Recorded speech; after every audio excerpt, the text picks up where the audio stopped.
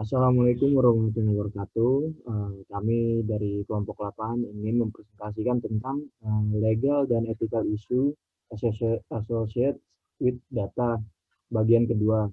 Nah, anggota kelompok 8 itu ada saya sendiri, Arif Ramudita, ada Hurin Salima, ada Muhammad Afwan Farid, ada Muhammad Agil Faroji, dan ada Rizka Rahmadina. Nah, yang pertama itu yang kita bahas itu isu regulasi ICT. Nah, isu regulasi ICT ini masing-masing apa namanya terkoneksi mulai dari UU ITE, di penyelenggaraan sistem elektronika, jual beli online, taksi online, sistem pemerintahan berbasis elektronik, big data analisis, machine learning, artificial intelligence, satu data Indonesia, terus sistem kesehatan berbasis elektronik, penyiaran internet, media sosial. Jadi yang menyebabkan isu ini adalah UU ITE dan semuanya saling bersangkutan. Nah, ini yang kedua adalah ethical issue associated with data. Nah, etika. Yang pertama itu etika apa sih? Nah, etika adalah prinsip bersama yang membantu kita membedakan yang benar dari yang salah. Terus juga etika adalah landasan peradaban. Terus yang ketiga adalah etika adalah dasar dari aturan yang kita semua pilih secara sukarela untuk diikuti karena itu membuat dunia menjadi tempat yang lebih baik bagi kita semua. Selanjutnya adalah etika itu bukanlah sebuah kepercayaan atau agama, tapi kebanyakan agama mengajarkan perilaku etik. Prinsip etik juga mencegah seseorang untuk mencuri barang milik orang lain. Tetapi mengikuti etika bukan berarti Anda harus religius. Dan lalu etika lahir dari nilai kebersamaan, yang mana nilai ini bisa saja ditemukan dalam sebuah kepercayaan atau agama. Yang selanjutnya adalah etika bukanlah hukum yang tertulis. Jadi jika kamu membuat sebuah janji, ini adalah perumpamannya, dan berkata tidak akan melanggar janji tersebut, tetapi Anda justru melanggar janji itu. Maka Anda tidak melanggar hukum manapun, tapi Anda termasuk orang yang tidak beretika. Lalu etika itu merupakan salah satu acuan dalam membuat sebuah hukum. Dan yang terakhir, perilaku etis mungkin saja digunakan dalam pelaksanaan hukum. Nah, sekarang masuk ke manfaat ekonomi. Untuk sebagian besar masyarakat, secara keseluruhan mereka melakukan yang terbaik ketika setiap individu bekerja untuk memaksimalkan keuntungan individu mereka sendiri. Tetapi ada situasi di mana manfaat individu harus dibayar dengan biaya bagi masyarakat. Terus, berbagi sistem juga nilai sosial bekerja untuk mengatasi situasi. Nilai ekonomi dapat diukur dengan jumlah maksimum hal-hal lain yang rela menyerah untuk mendapatkan sesuatu. Konsep nilai ekonomi bukan hanya menyangkut nilai permanfaatan langsung dan tidak langsung semata.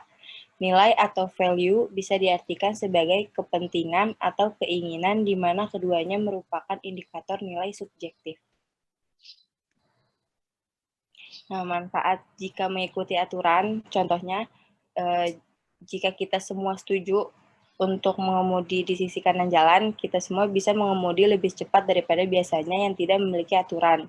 Contoh yang kedua, jika kita semua sepakat untuk tidak membuang sampah sembarangan, maka kita bisa menikmati jalanan dan trotoar yang bersih. Nah, inti manfaat jika mengikuti aturannya itu yang pertama, hidup kita menjadi disiplin. Yang kedua, hidup menjadi lebih tenang apabila mematuhi aturan. Yang ketiga, terwujudnya kehidupan yang aman, damai, serta sejahtera. Dan yang keempat, mempunyai sikap tanggung jawab. Data ethics merupakan cabang dari ethics atau etika terapan yang menggambarkan penilaian dan pendekatan nilai yang kita buat saat menghasilkan, menganalisis, dan menyebarkan data. Ini termasuk pengetahuan tentang undang-undang perlindungan data dan undang-undang lain yang relevan dan penggunaan yang tepat dari teknologi baru, yang dimana semua ini membutuhkan pendekatan holistik yang menggabungkan praktik yang baik dalam teknik komputasi, etika, dan jaminan informasi.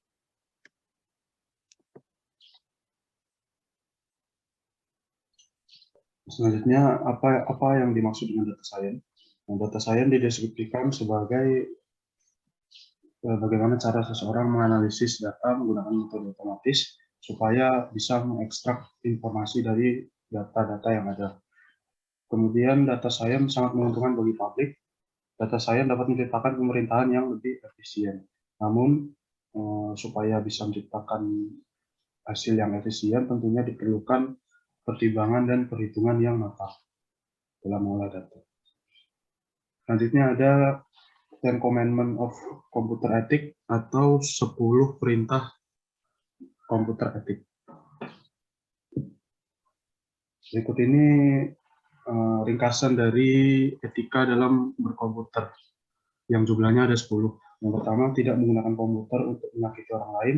Yang kedua, tidak ikut campur pekerjaan komputer orang lain. Yang ketiga, tidak mengintip file komputer orang lain. Yang keempat, tidak menggunakan komputer untuk mencuri. Lalu tidak menggunakan komputer untuk membuat kesaksian palsu. Lalu tidak membajak software. Kemudian tidak menggunakan sumber daya komputer orang lain tanpa izin. Kemudian tidak boleh mengambil hasil karya orang lain. Lalu selanjutnya harus memikirkan konsekuensi sosial dari program atau sistem yang dibuat. Dan yang terakhir, harus selalu menggunakan komputer dengan mempertimbangkan dan menghormati hak manusia lainnya.